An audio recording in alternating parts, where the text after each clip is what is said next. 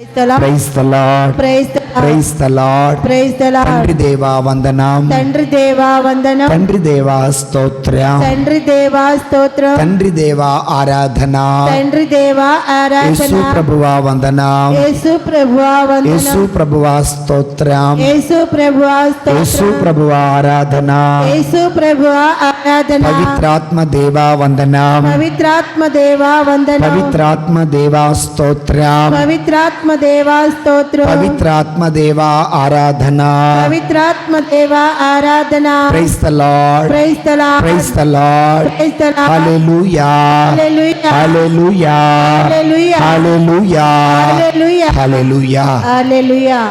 క్రీస్తునందు ప్రియమైన దేవుని సంగమ, దేవుని బిడ్డలారా, ప్రవచనం అనగా ఏంటి? ప్రవక్తలు ఎన్ని రకాలు అనేది ఈనాడు మనం ధ్యానం చేసుకుందాం. నేను మరలా చెబుతున్నాను, ప్రవచనం అనగా ఏమి ఒకటి, రెండవది ప్రవక్తలు ఎన్ని రకాలు.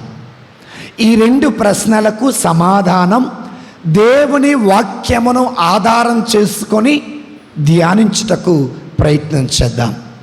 మొదటి ప్రశ్న,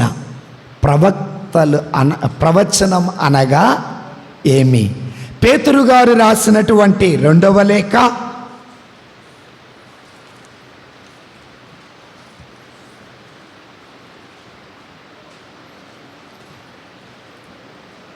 1వ అధ్యాయము 21వ వచనాన్ని చదువుకుందాం. ఏలయనా ఏ ప్రవచన సందేశము కేవలము మానవుల సంకల్పముచే జనించలేదు. ప్రవక్తలు పవిత్రాత్మచే ప్రభావితులై దేవుని నుండి జన్మించిన సందేశమునే పలికిరి. దేవుని స్తోత్రం, హల్లెలూయా, హల్లెలూయా. ప్రవచనం అనగా మానవుని సొంత ఆలోచనలో చెప్పేది కాదు. ప్రవచనం అనగా మానవుని ఆలోచనలో నుండి పుట్టేది కాదు. ప్రవచనం అనగా పరిశుద్ధాత్మ దేవుడు ప్రవక్తల హృదయాలలో జన్మింపచేసిన సందేశాన్ని ప్రజలకు బోధించేదానిని ప్రవచనం అంటారు. దేవుని స్తోత్రం, హల్లెలూయా. ఇంకా సింపుల్ మాటలో చెప్పాలంటే, ఒక సేవకుడు తన సొంత మాటలలో వాక్యము చెబితే అది ప్రవచనం కాదు. పిట్టకథలు, హరికథలు, బుర్రకథలు స్వప్రయోజనం కోసం చెబితే అది ప్రవచనం కాదు. తన గురించి తాను చెప్పుకుంటూ సంఘములో ఉన్నటువంటి కొంతమంది మీద పగబట్టి వారి గురించి వాక్యము చెబితే అది ప్రవచనము కాదు. ప్రవచనము అనగా దేవుడు ప్రేరేపించిన దానిని బట్టి దేవుడు ఇచ్చే ఆలోచనలను దేవుని ప్రణాళిక ప్రకారం ప్రజలను దేవుని వైపు నడిపించుటకు బోధించే వాక్యమే ప్రవచనం. దేవుని స్తోత్రం, హల్లెలూయా. అదేవిధంగా జరగబోయే విషయాలను దేవుడు ఒక ప్రవక్తకు తెలియచేయగా ఆ ప్రవక్త దానిని మనకు ప్రవచించగా అది జరిగినప్పుడు మాత్రమే అది ప్రవచనం. నేను మరలా చెబుతున్నాను, దేవుడు ప్రవక్తలకు చెబుతారు జరగబోయే విషయాలు. ఆ ప్రవక్త రాజులకు, ఇజ్రాయేలు ప్రజలకి చెబుతారు. చెప్పినటువంటిది ఎప్పుడైతే జరుగుతుందో అది ప్రవచనం. ప్రియమైన దేవుని బిడ్డలారా, కనుక చెప్పండి, ప్రవచనం అంటే ఏంటి?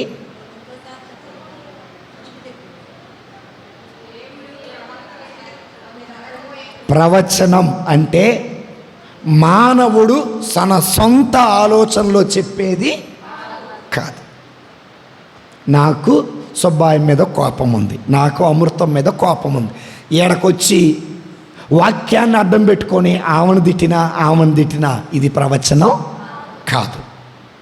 ప్రార్థనలో కూర్చుంటే పరిశుద్ధాత్మ దేవుడు మనతో మాట్లాడతాడు. ఉదాహరణకి ఇర్మియా నోటిలో దేవుడు తన మాటలని ఉంచాడు, యెషయా నోటిలో దేవుడు తన మాటలని ఉంచాడు, ఎహెజ్కేలు నోటిలో తన గ్రంథపు చుట్టని ఉంచాడు.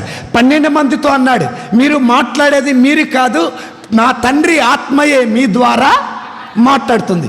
ఈ విధంగా దేవుడు పలకమన్నటువంటి పలుకులను, దేవుడు చెప్పమన్న మాటలను ఉన్నది ఉన్నట్టుగా ప్రవచించటమే ప్రవచనం, చెప్పటమే ప్రవచనం. Praise the lord.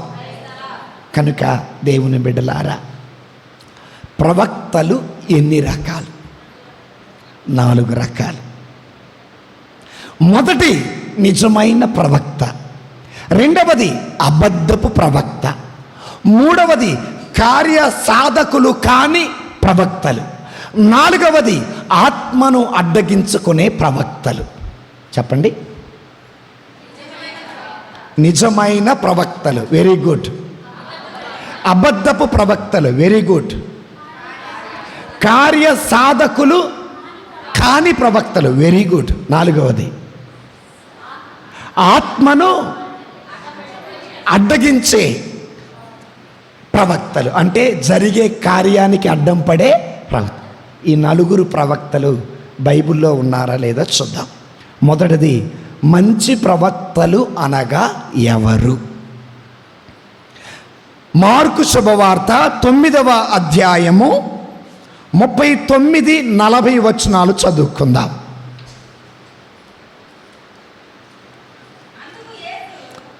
వరుస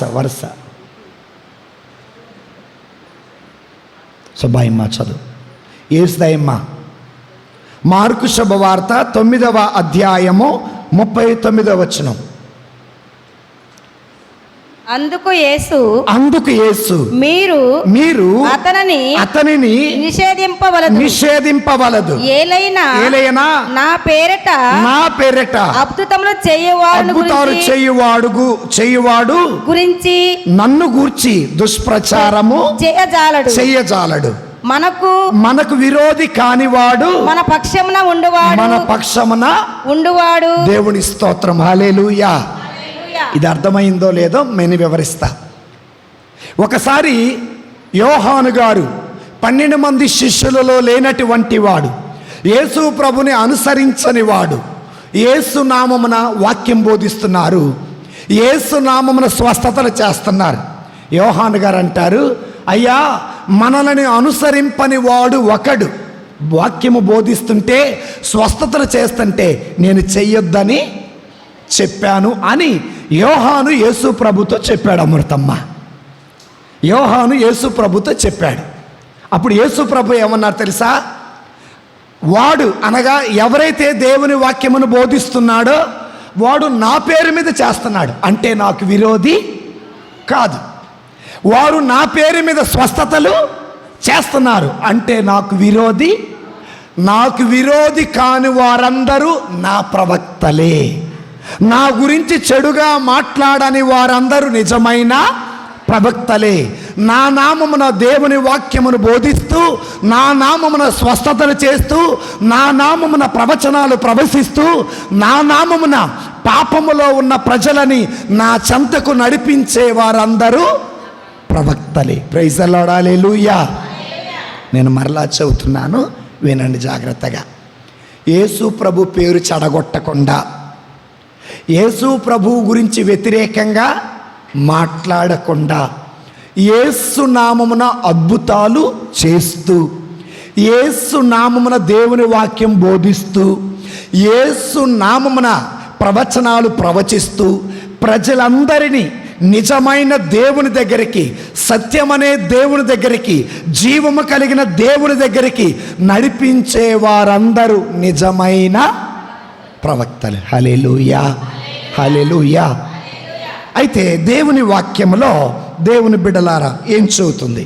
యెషయా గ్రంథంలో 7వ అధ్యాయంలో 14వ వచనంలో చూద్దాం.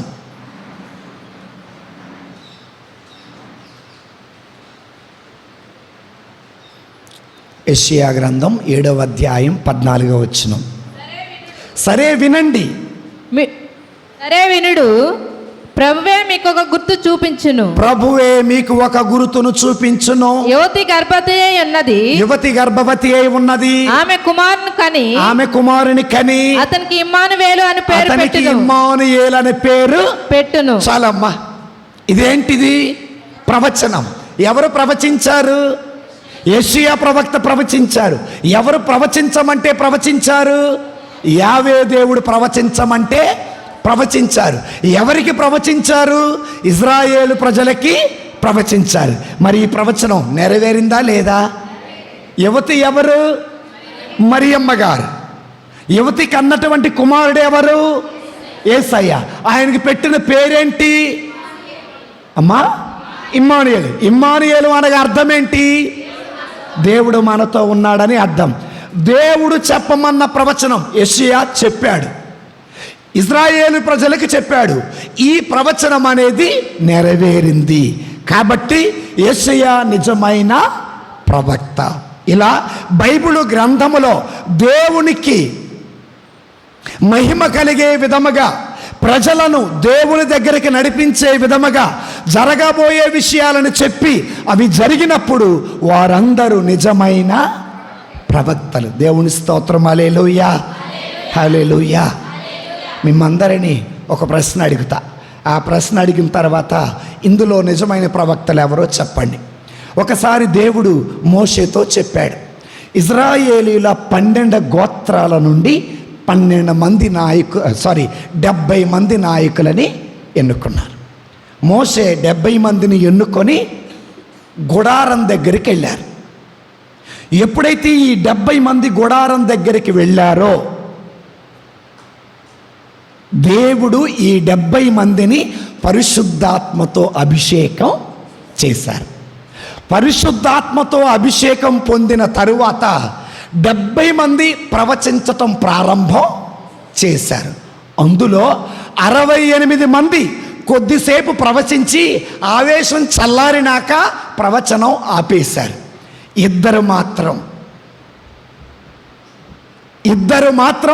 ప్రవచనం చెప్పటం ఆపల, ప్రవచనం చెప్పటం కొనసాగించారు. సో వీరిలో నిజమైన ప్రవక్తలు ఎవరు అమ్మా? ఆ ఇద్దరు. ఎవరా ఇద్దరు అంటే వాక్యంలోకి వెళదాం. యెషయా సంఖ్యాకాండము 11వ అధ్యాయము 26వ వచనం. జ్యోతి. ఆ 70 మంది పెద్దలలో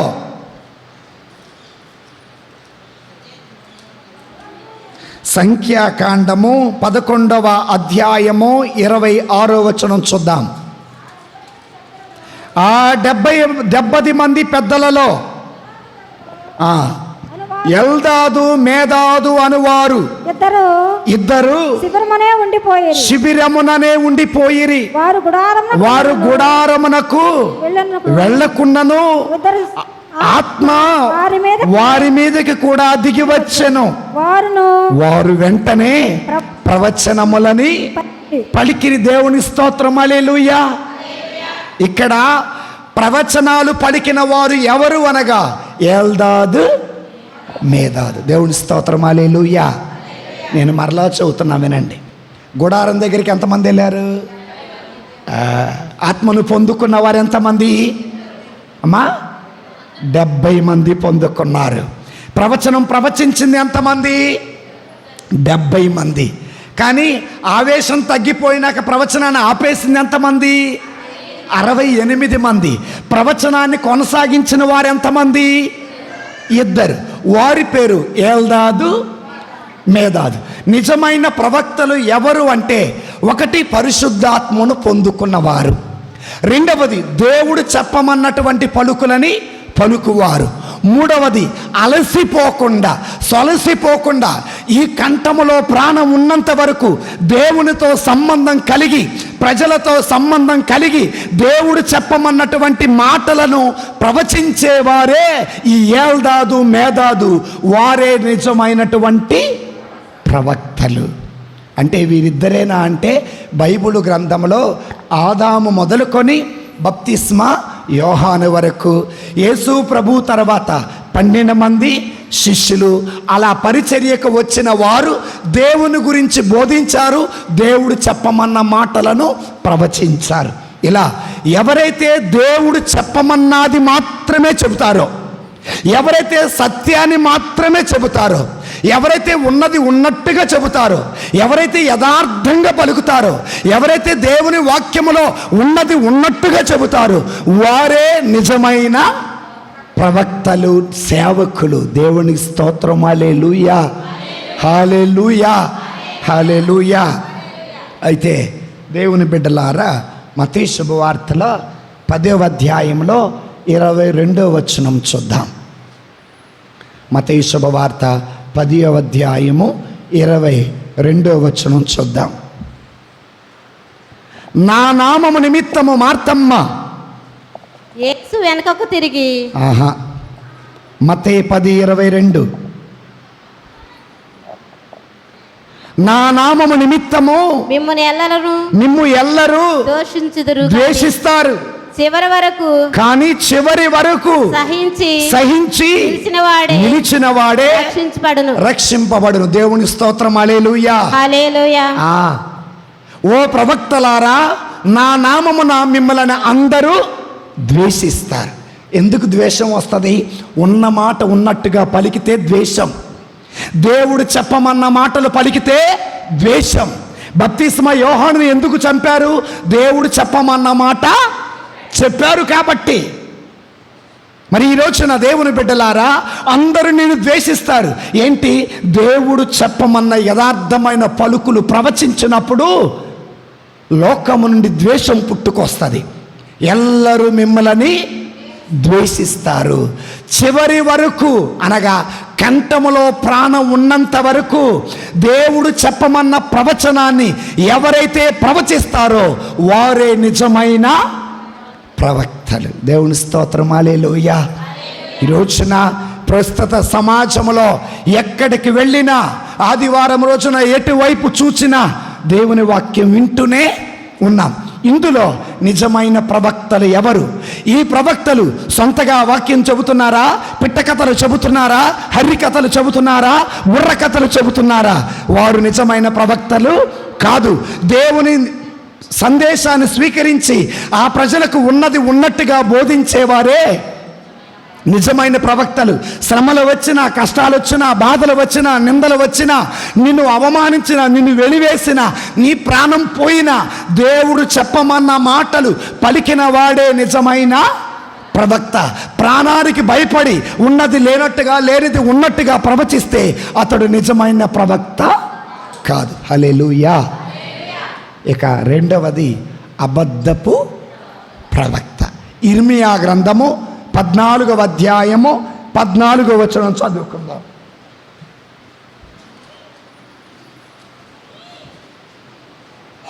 ఇర్మియా గ్రంథము 14వ అధ్యాయము 14వ వచనం. రాణి, ప్రభువు నాకు ఇట్లు బదులు చెప్పెను, ఆ ప్రవక్తలు నా పేరు మీదగా అబద్ధాలు చెబుతున్నారు. నేను వారిని నా పని మీద పంపలేదు, వారికి ఆజ్ఞ ఇయ్యలేదు, వారితో సంభాషించలేదు. వారి మీద చెప్పు ప్రవచనములు అబద్ధ దర్శనములు, నిష్ప్రయోజనమైన శకునములు, కేవలము వారి తలలో పుట్టిన కపటాలోచనలు. దేవుని స్తోత్రం. హల్లెలూయా. మరలా చూద్దామా? బైబిల్ ఉన్న వాళ్ళందరూ తీయండి. యెషయా గ్రంథం 14వ అధ్యాయం 14వ వచనం. కపట ప్రవక్తలు లేదా దొంగ ప్రవక్తలు, అబద్ధపు ప్రవక్తలు, నిజమైన ప్రవక్తలు కాని వారట ఎలా ఉన్నారో చూద్దాం. నేను చదువుతా, చూడండి జాగ్రత్తగా.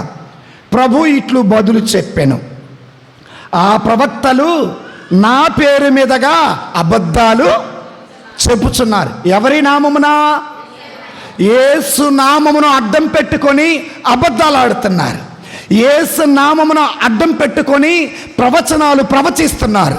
యేసు నామమును అడ్డం పెట్టుకొని పరిచర్య చేస్తున్నారు. వీరు నిజమైన ప్రవక్తలు కాదు. నేను వారిని నా పని మీద పంపల. వారి ఉచ్చరించేది దేవుని నామం, వారిని మాత్రం దేవుడు పంపలేదు. ఆ తరువాత వారికి దేవుడు ఆజ్ఞ ఇయ్యలేదు, వారితో దేవుడు సంభాషించలేదు. వారు మీకు చెప్పు ప్రవచనాలు అబద్ధ దర్శనాలే, నిజం కాదు. వారి బోధన నిజం కాదు, వారి దర్శనం నిజం కాదు, వారి ప్రవచనాలు నిజం కాదు. కానీ వారి ఉచ్చరించేది మాత్రం యేసయ్య నామం. అప్పుడు యేసయ్య అంటున్నాడు, నా నామమును ఉచ్చరించిన నేను వారిని పంపల, నా నామమును ఉచ్చరించిన వారికి అధికారం ఇవ్వాల, నా నామమును ఉచ్చరించిన వారికి ఆజ్ఞ ఇవ్వాల, నా నామమును ఉచ్చరించిన వారికి శక్తి ఇవ్వాల, నా నామమును ఉచ్చరించిన వారికి బలము నేను ఇవ్వాల. అబద్ధపు ప్రవక్తలుగా అబద్ధలుగా చెబుతున్నారు అని చెప్పి ఏమంటున్నారు? కేవలము వారి తలలో నుండి పుట్టిన కపట ఆలోచన. అందుకే ఏం చెప్పాను?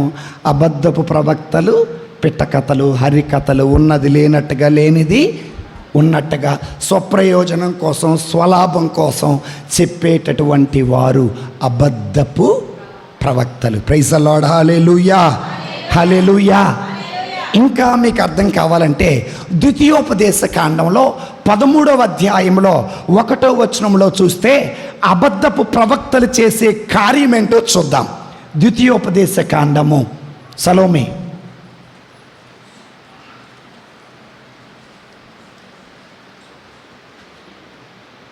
13వ అధ్యాయము 1వ వచనము నిదానంగా జాగ్రత్తగా చదివితేనే అందులో విషయం మనకు అర్థమవుతుంది. మీ ప్రజల నుండి ఒక ప్రవక్త గాని, ఎక్కడి నుండి అండి? మన మధ్యలో నుండి, మన ప్రజల నుండి ఒక ప్రవక్త గాని, కలలు కనువాడు గాని బయలుదేరి మీకు ఒక అద్భుత కార్యమును గురుతును చూపించి మీరు ఇది వరకు ఎరుగని దైవములకు పూజించుటకు పోదాము రండి అని మిమ్మల్ని పురికొల్పుతాడు. ఎవడట? అబద్ధపు ప్రవక్త. అబద్ధపు ప్రవక్తట మిమ్మల్ని నిజ దైవము దగ్గరకు కాకుండా అసత్యమనే దేవుని దగ్గరికి నడిపిస్తాడట. అబద్ధపు ప్రవక్తట సత్యము పలకకుండా స్వప్రయోజనం కోసం తన మాటలు చెబుతూ ఉంటాడట. అందుకే దేవుని బిడ్డలారా, అబద్ధపు ప్రవక్తల గురించి మనం చాలా జాగ్రత్తగా ఉండాలి. అబద్ధపు ప్రవక్తలు ఎవరో తెలుసా? రోమిలికి రాసిన లేఖలో 16వ అధ్యాయం 17-18 వచనాలు చూద్దాం.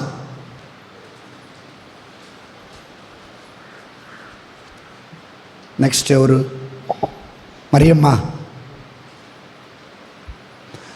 రోమిలికి రాసిన లేఖ 16వ అధ్యాయము 17-18 వచనాలు. సోదరులారా, మిమ్మల్ని ఇట్లు అర్థిస్తూ ఉన్నాను, చీలికలు పుట్టించే వారిని గూర్చియు ప్రజల విశ్వాసమును తలక్రిందులు చేయు వారిని గూర్చియు ఎట్టుండాలట?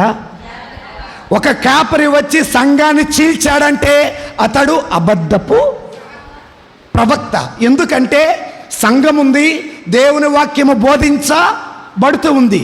అయితే నీవు సంఘాన్ని స్థాపించాలి అంటే ఎక్కడైతే దేవుని వాక్యము బోధించబడటం లేదో, ఎక్కడైతే రక్షణ అందటం లేదో, ఎక్కడైతే సత్యం అనే వాక్యము తెలియదో, ఎక్కడైతే జీవం అనే దేవుడి గురించి తెలియదో అక్కడికి వెళ్ళి బోధించు, అక్కడికి వెళ్ళి సత్యం తెలియచేసేవారే నిజమైన ప్రవక్తలు.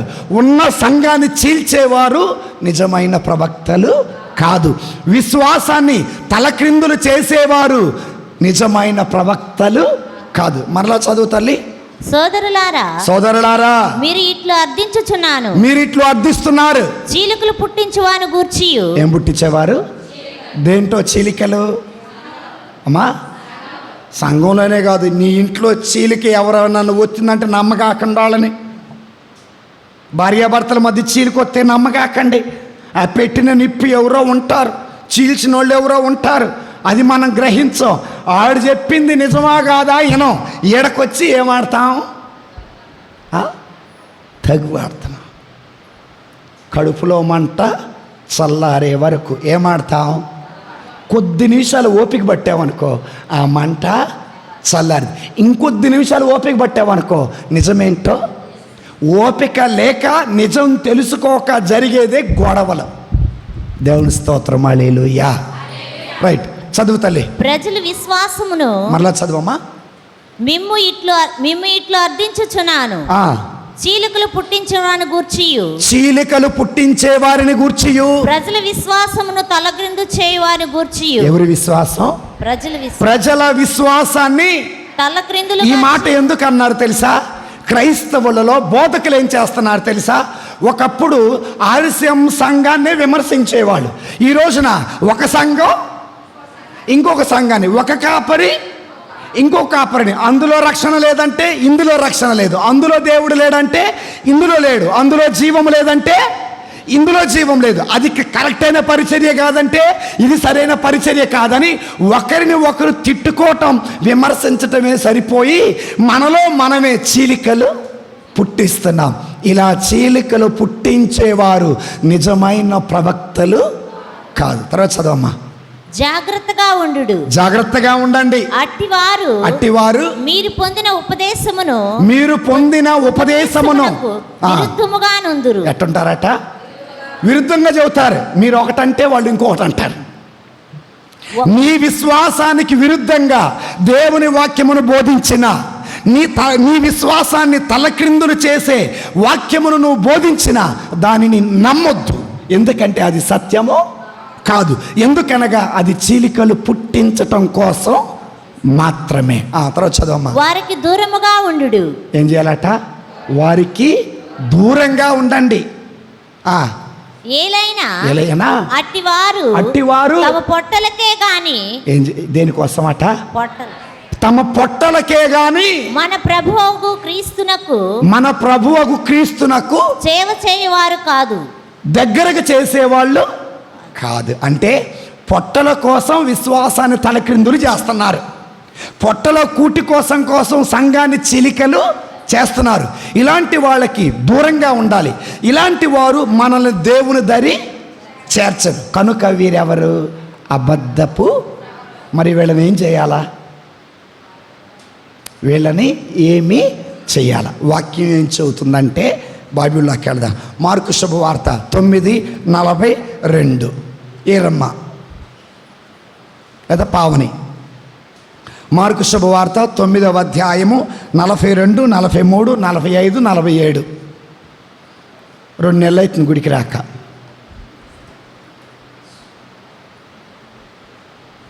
మార్కు శుభవార్త 9వ అధ్యాయము 42 నుండి.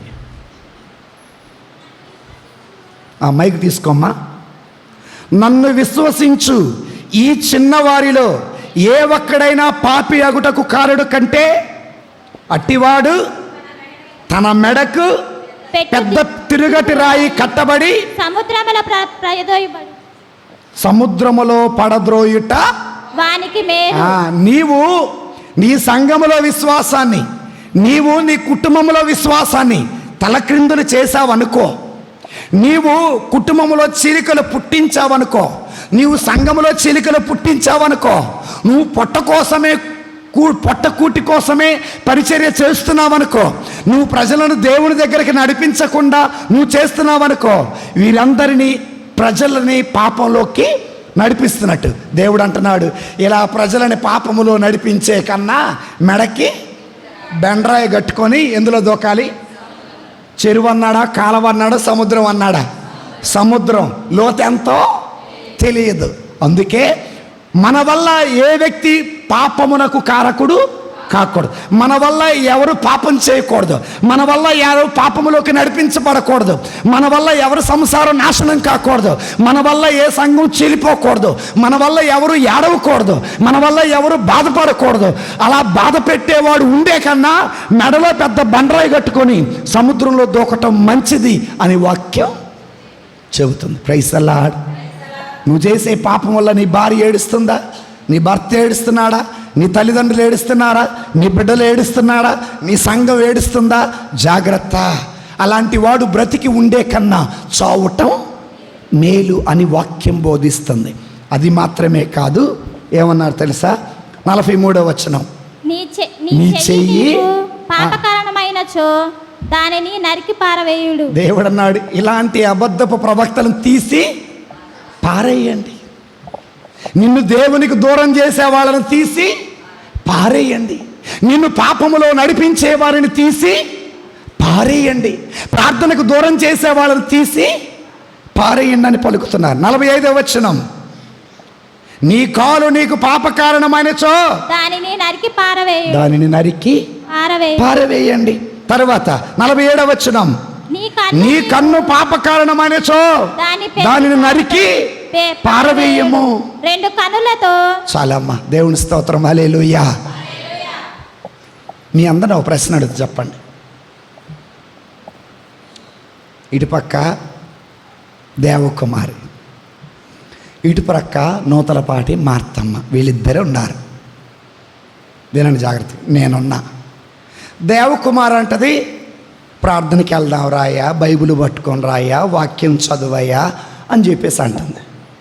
మార్తమ్మ అంటది, ఆదివారం ప్రార్థనకి వెళ్తే ఏమొస్తుంది, నిమ్మకాయలకి వెళ్తే 700 వస్తాయి అని చెప్పింది. వీళ్ళిద్దరిలో నిజమైన ప్రవక్త ఎవరు? చెప్పండి గట్టిగా. దేవకుమార్, అనగా నన్ను దేవుడి దగ్గరికి నడిపించింది. ఇప్పుడు అబద్ధపు ప్రవక్త ఎవరు? మార్తమ్మ. ఎందుకు నన్ను దేవుడికి దూరం? నా సహవాసం ఎవరితో? దేవకుమారితోనా మార్తమ్మతోనా? ఎవరితో చెయ్యాలని అడగట్లా, ఎవరితో చేస్తా? లోకంతో కాదు, మార్తమ్మతో. నీ కన్ను పాపకారణమైతే దాన్ని తీసేయి, నీ చెయ్యి పాపకారణమైతే దాన్ని తీసేయి, నీ కాలు పాపకారణమైతే దాని అర్థం ఏంటో తెలుసా? ఏదైతే నిన్ను దేవునికి దూరం చేస్తుందో, ఏదైతే నీకు రక్షణ లేకుండా చేస్తుందో, ఏదైతే నీకు స్వస్థత రాకుండా చేస్తుందో, ఏదైతే నీలో జీవము లేకుండా చేస్తుందో, ఏదైతే నీలో దైవ భయం లేకుండా చేస్తుందో, ఏదైతే నీలో దైవ ప్రేమ లేకుండా చేస్తుందో, దాన్ని తీసి ముందు పారేయండి. ఏం చేయాలట? ఏం చేయాలా? ఇప్పుడు మనకి దేవుడు దూరం చేసేది ఒకటి, ఫోను, రెండవది టీవీ, మూడవది పచ్చీస్, నాలుగవది అర్ధరాత్రి వరకు ముచ్చట్లు. అవునా?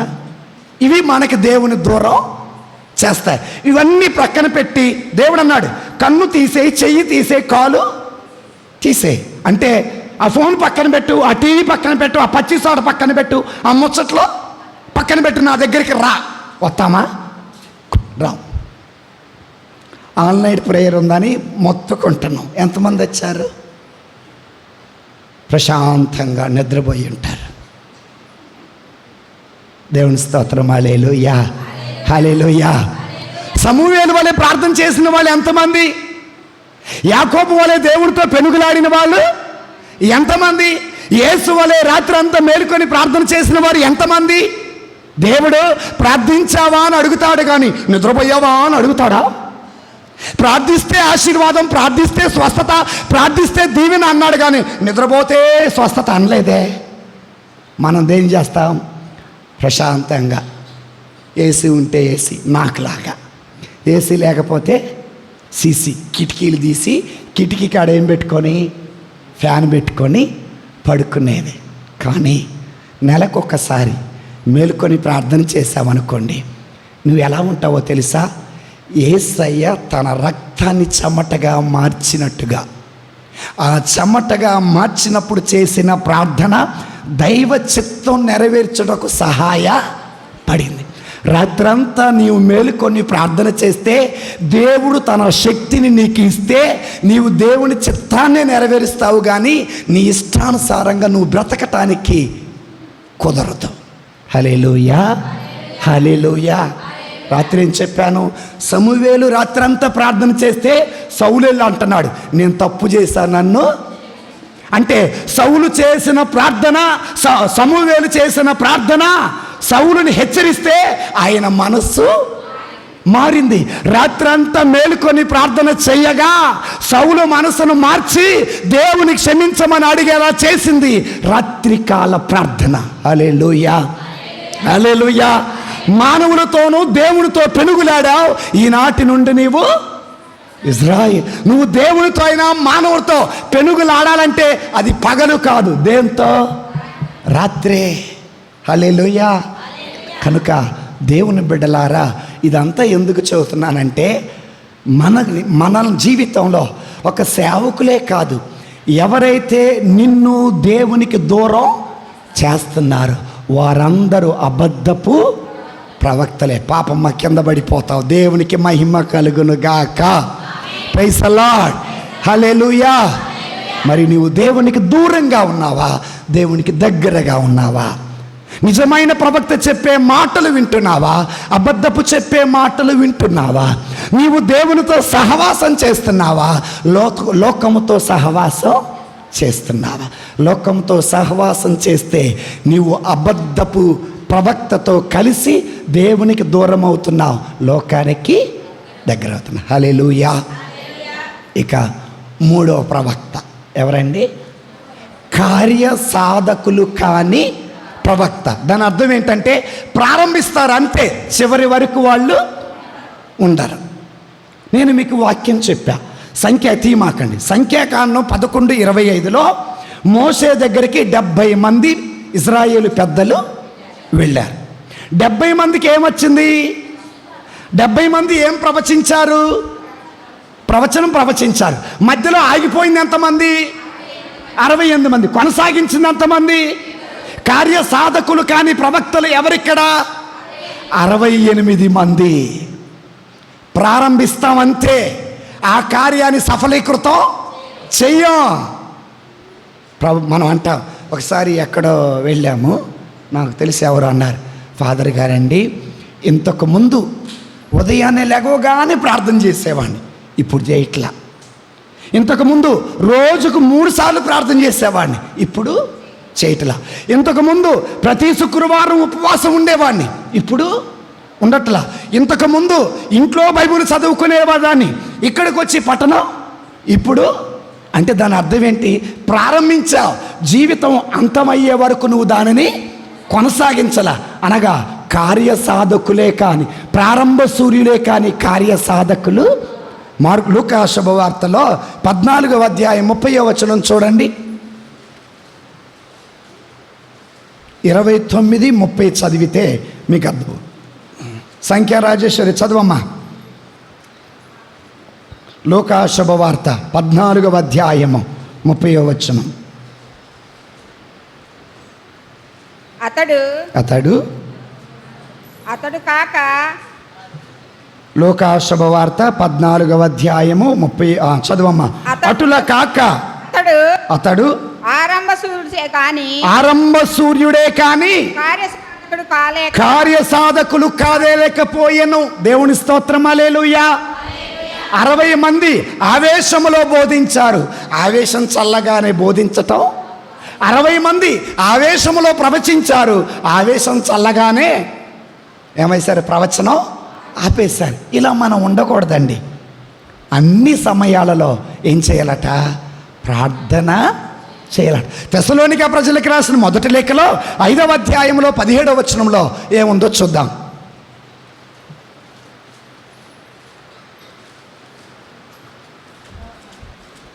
తెస్సలోనిక ప్రజలకు రాసిన మొదటి లేఖ 5వ అధ్యాయం 17వ వచనం చదవమ్మా. 16-17 రెండు చదవమ్మా, అప్పుడు అర్థమవుతుంది. సర్వదా సంతోషంగా ఉండండి, సదా ప్రార్థించండి. 18వ వచనం. 18వ వచనం. సర్వ అవస్థలయందు దేవునికి కృతజ్ఞులై. ఒకటి, ఎప్పుడూ సంతోషంగా ఉండండి. రెండోది, ఎప్పుడు ప్రార్థన చెయ్యండి. మూడోది, ఎప్పుడు దేవుడికి కృతజ్ఞతలు చెప్పండి. ఈ 68 మంది మధ్యలోనే ఆపేశారు. ఆరంభ సూర్యులే కానీ కార్యసాధకులు కాదు. మరి నువ్వు ఆరంభ సూర్యురాలువా, కార్యసాధకురాలువా? ఆరంభ సూర్యుడువా, కార్యసాధకుడువా? ప్రారంభిస్తాం అంతే. పొగిడినంతసేపు ఒంటి మీద వెంట్రుకలు నిక్కర పొడుస్తుంటాయి. పొగడత సల్లారగానే ఏదో నాకు చేయబుద్ధి గాట్లా, ఎందుకో నాకు గుడికి రాబుద్ధి గాట్లా, ఎందుకో దేవుడు నాకేమి అంటే ఎవరి మీద వంక పెడతారు? దేవుడి మీద. నువ్వు చేసింది నీకు తెలుసు, దేవుడికి తెలుసు, నాకు తెలియదు. నువ్వు ఎందుకు దేవుడిని అలా అంటున్నావో నీకు తెలుసు, దేవుడికి తెలుసు. కాబట్టి కష్టాలు వచ్చాయి కదా అని గుడికి రాకుండా ఉండకూడదు. దేవుని స్తోత్రం, హల్లెలూయా. మీకు ఒక విషయం చెప్పను, చిన్న సంఘటన చెప్పి ముందుకెళ్తా, సమయం కూడా లేదు.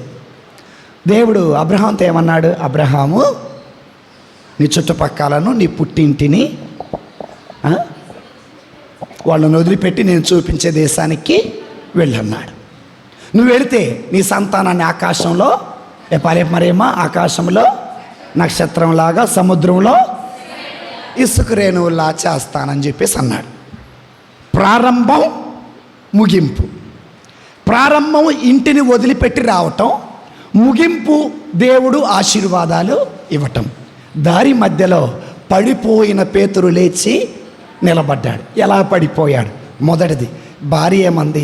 నీకు నాకు బిడ్డలు లేరు కదయ్యా, హాగరును కూడయ్యా, బిడ్డలు పుడతారు, అతన్ని పెంచుకుందాం. ఇక్కడ భార్య పలికిన చెడ్డ మాటలకి అబ్రహాము పడిపోయాడు. మరల లేచి నిలబడ్డాడు.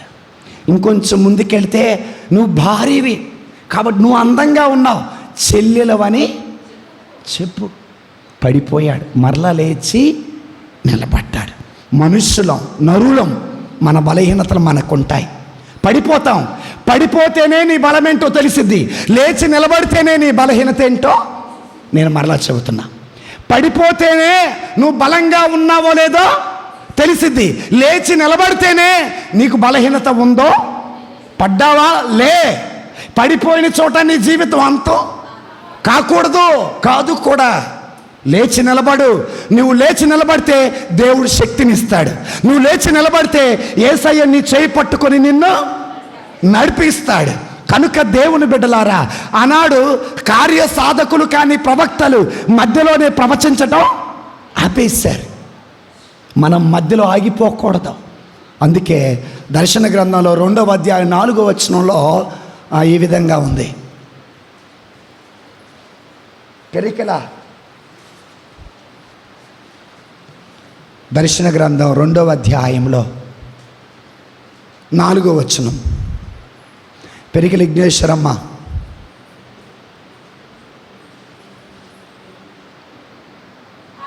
కానీ మొదటి వలె ఇప్పుడు మీరు నన్ను చాలు.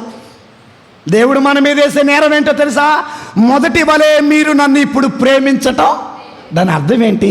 మొదటి ఉన్న భక్తి ఇప్పుడు, మొదట నా మీద ఉన్న భయం నీకు ఇప్పుడు, మొదట నా మీద నీకున్న జ్ఞానం ఇప్పుడు, మొదట నేనంటే పరుగులు తీసే నువ్వు ఈరోజు నా కోసం పరుగులు తీటలా ఏమైపోయింది? చల్లారిపోయిందా? దేవుని దగ్గరికి పరుగులు తీయం కానీ ఒకదానికోసం 24 గంటలు పరిగెడితే ఉంటాం. దేనికోసం అమ్మా? డబ్బు కోసం. ప్రభు అంటున్నారు, ఇంతకు ముందు వలె నువ్వు నన్ను ప్రేమించటలా, ఇంతకు ముందు ప్రవచించినట్టుగా మీరు ప్రవచించటలా, ఇంత ముందుగా భయం ఉన్నటువంటి భయం ఇప్పుడు లేదు. కాబట్టి మీరు ప్రారంభ సూర్యులే కానీ కార్యసాధకులు కాదు. దేవుని స్తోత్రం, హల్లెలూయా, హల్లెలూయా. ఇక 4వ రకం ప్రవక్తలు ఎవరు అమ్మా? ఆత్మని, గట్టి చెప్పండి, ఆత్మని అడ్డగించేవాళ్ళు. ఆత్మను అడ్డగించేవాళ్ళు అనగా ఏంటంటే, ఒక సేవకుడు యథార్థంగా పనిచేస్తుంటే, ఒక ప్రవక్త యథార్థంగా ప్రవచిస్తుంటే, నువ్వు మా ఓడివి కాదు, నువ్వు మాలో వాడివి కాదు, నువ్వు మా జాతికి చెందిన వాడివి కాదు, నువ్వు మా గోత్రానికి చెందినవాడు కాదు, నువ్వు చెప్పటానికి వీలు లేదు అని ఆపేసే వాళ్ళందరూ ఆత్మీయ కార్యానికి అడ్డుపడేవాడు. ఉదాహరణకి ఈరోజున మన వాక్యం చదివాం. సంఖ్యాకాండంలో 11వ అధ్యాయంలో 28వ వచనంలో. పావని చదవమ్మా. పావని అంటున్నాను, దీవెన సంఖ్యాకాండం 11:28.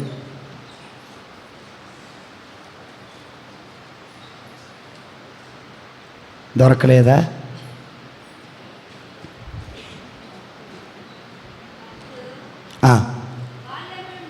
వారిలో నుండి మోషేకు పరిచర్యల చేయవచ్చిన యెహోషువ, అయ్యా వారిని ప్రవచించవలదని చెప్పుము అనేను. మోషేత అతనితో పోయి అభిమానముచే నీవు వారి మీద అసూయపడుచున్నావు. ప్రభు ఈ ప్రజలందరికీ ఆత్మను అనుగ్రహించి వీరిచే కూడా ప్రవచనాలు ప్రవచించిన ఎంత అర్థమైందా కాలేదా? మరలా వెనక్కి వెళ్దాం. మోషే దగ్గర ఎంతమంది పెద్దలు ఉన్నారు? ఎంతమంది? ఆత్మను పొందుకున్న వారు ఎంతమంది? మధ్యలో ఆగిపోయిన వారు ఎంతమంది? 68 మంది. కంటిన్యూస్గా ప్రవచిస్తున్న వారు ఎంతమంది? 2. ఈ 2ని చూశాడు యెహోషువ. ఎవరు చూశారు? యెహోషువ చూసి అంటున్నాడు, పరిగెత్తుకుంటా మోషే దగ్గరికి వెళ్ళి, అయ్యా వాళ్ళిద్దరూ ప్రవచిస్తున్నారు, ప్రవచించవద్దని ఆపయ్యా అన్నాడు. అంటే యెహోషువ ప్రవచిస్తున్న ప్రవచనాలకి ఏమయ్యాడు? అడ్డుపడ్డాడు. ఒక మంచి పని చేసేటప్పుడు దయచేసి ఎవరికి అడ్డుపడకాకండి. ఒక కుటుంబం ఎదుగుతుంటే ఎదగనివ్వండి, అడ్డుపడగాకండి. ఒక బిడ్డ దేవునిలో ఎదుగుతుంటే ఎదగనివ్వండి, అడ్డుపడగాకండి. ఒకళ్ళు సంతోషంగా నవ్వుతుంటే నవ్వుకోనివ్వండి, వాళ్ళ నవ్వు నువ్వు చెరిపేయమాక. ఇక్కడ 2 ప్రవక్తలు, వాళ్ళెవరు? ఏల్దాదు, మోదాదు ప్రవచిస్తుంటే యెహోషువ అన్నాడు, నువ్వు ప్రవచించడానికి వద్దని చెప్పయ్యా అన్నాడు. కానీ ఇక్కడ ఒక వ్యక్తి అన్నాడు. మోషే ఏమన్నాడు తెలుసా? వాళ్ళిద్దరే కాదు, ఇక్కడ ఉన్న వారందరూ ఆత్మను పొందుకొని ప్రవచిస్తే ఎంత బాగుంది. మోషే ఏమంటున్నాడు? ఆత్మీయ కార్యం అభివృద్ధి అయితే బాగుండు అనుకుంటున్నాడు. యెహోషువ ఏమంటున్నాడు? మేమే ప్రవచించాలా, నువ్వు ప్రవచించడానికి వీలు లేదని అడ్డుపడ్డాడు. అందరూ ఎదగాలని కోరుకుంటున్నాడు మోషే, మేమే ఎదగాలి అని ఎదిగేవారికి అడ్డుపడుతున్నాడు యెహోషువ. మరి నువ్వు అడ్డుపడుతున్నావా? అందరూ ఎదగటానికి సహాయం చేస్తున్నావా? దేవుని స్తోత్రం. హల్లెలూయా, హల్లెలూయా. అప్పుడు ఏమన్నాడు తెలుసా? యెహోషువ, నువ్వు నా మీద ప్రేమతో అన్నావయ్యా, వాళ్ళ మీద అసూయతో. అసూయ ఎదుగుదే వారికి అడ్డుపడుతుంది. లేదండి, ఈ అసూయ ఎదిగే వారికి అడ్డుపడుతుంది. మరి నీలో ఉందా అసూయ? చూడండి, లోకంలో ఎట్టయినా ఉండా, దేవుడి దగ్గర మాత్రం అసూయ పడగాకండి అమ్మ. ఎందుకంటే మన వాళ్ళు మైక్ తీసుకొని పాడుతుంటే తిప్పుతారు. ఏంటిది? మైక్ తీసుకొని పాడుతుంటే పక్క చూడు పాడుతుంది, వాక్యం చదువుతుంటే చూడు చదువుతుంది. దయచేసి ఇట్లా అడ్డుపడగాకండి. ఎందుకంటే గబక్కన మీరు మూతి తిప్పటం, చేయి గదిపేయటం చూసావనుకో, నేను చదివేదే వారానికి ఒకసారి, మీ తిప్పుడుకు నాకు భయం వేసి అమ్మో అని చదవలేదనుకో, నేను చదవకుండా అడ్డుపడేది దేవుడు ఊరుకుంటాడా? నువ్వు అడ్డుపడితే దేవుడు అంటున్నాడు, నీ చెయ్యి పాపకారణమైతే తీసే, నీ కన్ను పాపకారణమైతే, నీ కాలు పాపకారణమైతే తీసేయాల. అంటే నీలో ఉన్న అసూయ అనే బుద్ధిని తీసేయాలి. దేవుని స్తోత్రం. హల్లెలూయా. అందుకే తెస్సలోనిక ప్రజలకు రాసిన మొదటి లేఖలో 5వ అధ్యాయంలో 20వ వచనం చూడండి. బుడపల తెస్సలోనిక ప్రజలకు రాసిన మొదటి లేఖ 5వ అధ్యాయము 20వ వచనం.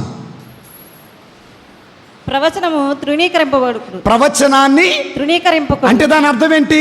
చెబుతున్నా, ఏల్దాదు మోదాదు చెబుతున్న ప్రవచనానికి అడ్డుపడకండి. అది మాత్రమే కాదు, 19వ వచనం చదవమ్మా. 19వ వచనం. ఆత్మను అడ్డగింపకుడు. ఆత్మని అడ్డగించకండి. ఏల్దాదు మోదాదు ద్వారా దేవుడు ఆత్మీయమైన ప్రవచనాలు ప్రవచిస్తున్నారు. యెహోషువ అడ్డుకోమాక. ఏల్దాదు మోదాదు ద్వారా దేవుడు ఆత్మీయమైన కార్యాలు చేస్తున్నారు, అడ్డుపడమాకండి. ఇది దేవుడు చెప్పే వాక్యం. అంటే అర్థమైంది, 4వ రకం ప్రవక్తలు ఎలాంటి వాళ్ళంటే ఆత్మీయ కార్యానికి మనలో వాళ్ళే మనతో ఉండేవాళ్లే, మనం చేసే ప్రార్థన వినేవాళ్లే, మనం పాడే పాట వినేవాళ్లే, మనం చెప్పే వాక్యం వినేవాళ్లే, మనం ఎదుగుతుంటే ఆత్మలో ఎదగనీయకుండా చేసేవాళ్ళు, ఆత్మను అడ్డుకునే సేవకులు, ప్రవక్తలు, ఆత్మీయులు. Praise the lord, praise the Lord. ఇక చివరిగా ఆత్మను అడ్డుకునే, ఆత్మీయ కార్యాలు అడ్డుకునేవారు 2. సరేనా? చెప్పి నేను ముగిస్తా. టైం కూడా 11 అవుతుంది, ఇంకా 2 పూజలు ఉన్నాయి. సో మొదటిది, ఒకసారి యేసు ప్రభు వారు, వినండి జాగ్రత్తగా, మార్కు శుభవార్త 8వ అధ్యాయము 31 నుండి చదువుకుందాం. గ్లోరీ చదవమ్మా. నెక్స్ట్ అమృతమ్మ. యేసు శిష్యులకు మనుష్య కుమారుడు అనేక శ్రమలను అనుభవించి పెద్దలచే ప్రధాన అర్చకులచే ధర్మశాస్త్ర బోధకులచే నిరాకరింపబడి చంపబడి 3వ రోజున ఉత్థానమగుట అగత్యమని ఉపదేశించి వారికి ఈ విషయములను తేట తెల్లము చేసెను. అంతట పేతురు ఆయనను ప్రక్కకు తీసుకొని పోయి అట్లు పలుకరాదు అని వారింపసాగెను. ఈ ఇద్దరిలో ఆత్మకు అడ్డుపడ్డాక వ్యక్తి ఎవరు చెప్పండి?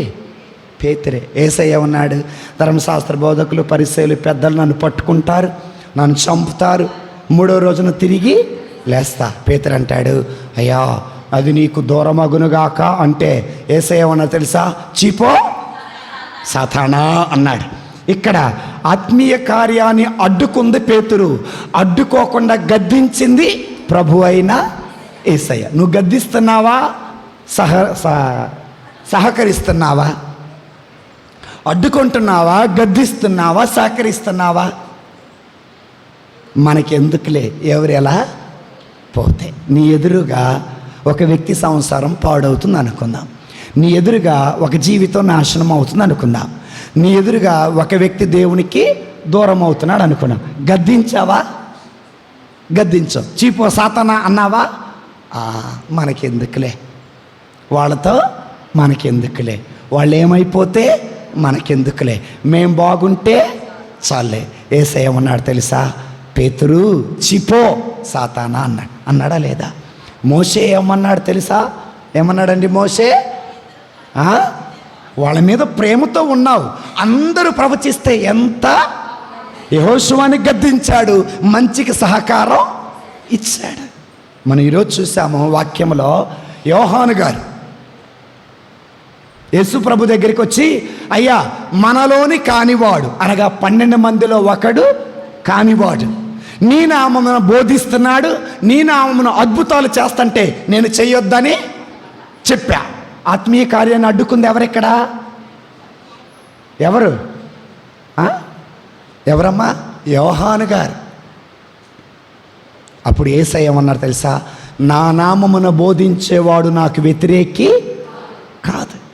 ఇదంతా నేను ఎందుకు చెబుతున్నానంటే, ఒక మంచి ఎవరైనా చేస్తుంటే దయచేసి అమ్మా, ఒక వ్యక్తికి మంచి జరుగుతుందా? ఒక వ్యక్తి జీవితం బాగుపడుతుందా? ఒక వ్యక్తి సంతోషంగా ఉన్నాడా? ఒక వ్యక్తి చక్కగా నవ్వుతూ ఉన్నాడా? ఒక వ్యక్తి రూపాయి సంపాదించుకుంటున్నాడా? ఒక వ్యక్తి తన ఇంటిని కట్టుకుంటున్నాడా? ఒక వ్యక్తి తన పైరు పంటలు జాగ్రత్త చేసుకుంటున్నాడా? ఒక వ్యక్తి తన బిడ్డలని బాగా చదివించుకుంటున్నాడా? అసూయ పడకుండా, నీవు అడ్డుపడకుండా, చేతైతే మోషే వలె, చేతైతే యేసయ్య వలె సహకరించాలే, కానీ వాళ్ళ జీవితాలకు నువ్వు అడ్డం రాకూడదు. దేవుని స్తోత్రం, హల్లెలూయా. అడ్డుపడేవాడితో ఏమన్నారు తెలుసా? నీ కన్ను నీకు పాప కారణమైతే తీసి, అంటే నీలో అసూయ తీసే. నీ చెయ్యి నీకు పాప కారణమైతే తీసే, నీలో ఉన్న గర్వాన్ని తీసే. నీ కాలు నీకు పాప కారణమైతే తీసే. నీలో ఉన్న పాపాన్ని, దీని అర్థం అది. కన్ను కాలు తీసేస్తే బతికేది ఎట్టాగా? కనుక దేవుని బిడ్డలారా, మనము ఎలా ఉండాలంటే నిజమైన ప్రవక్తలాగే. ఎంతమంది ప్రవక్తలు? ఇద్దరా? 4 రకాల ప్రవక్తలు. ఎన్ని రకాలు? 4 రకాల ప్రవక్తలు. మొదటి రకం నిజమైన యథార్థమైన ప్రవక్తలు, వెరీ గుడ్. రెండవ రకం అబద్ధపు ప్రవక్తలు, వెరీ గుడ్. మూడవ రకం మనమే అది కార్య సాధకులు ప్రవక్తలు. మూడో రకం పొలలు పెట్టే ప్రవక్తలు. కాబట్టి ఎలా ఉండాలి? నిజమైన ప్రవక్తలుగానే ఉండాలి. ఎలా ఉండకూడదు? అబద్ధపు ప్రవక్తలాగా ఉండకూడదు. ప్రారంభించి వదిలేసే వాళ్ళగా ఉండకూడదు. ఏం పెట్టేవాళ్ళ ఉండకూడదు? పొలలు పెట్టి నిప్పంటిచ్చేలాగా ఉండకూడదు. అలా ఉంటే దేవుడేమంటున్నాడు? నువ్వు పుట్టకుండా నువ్వు బతికే కన్నా మెడకు ఒక రాయి కట్టుకొని దూకురా. మనమంట ఎందుకు బతుకుతున్నావురా, పోయి ఆ బయలు దూకంటామే. దేవుడు ఏడాదే చెప్పి. కనుక దేవుని బిడ్డలారా, మరి మంచి ప్రవక్తలను ప్రోత్సహించి మంచి సహకరిద్దాం. పితా పుత్ర పవిత్ర ఆత్మ నామమున అందరూ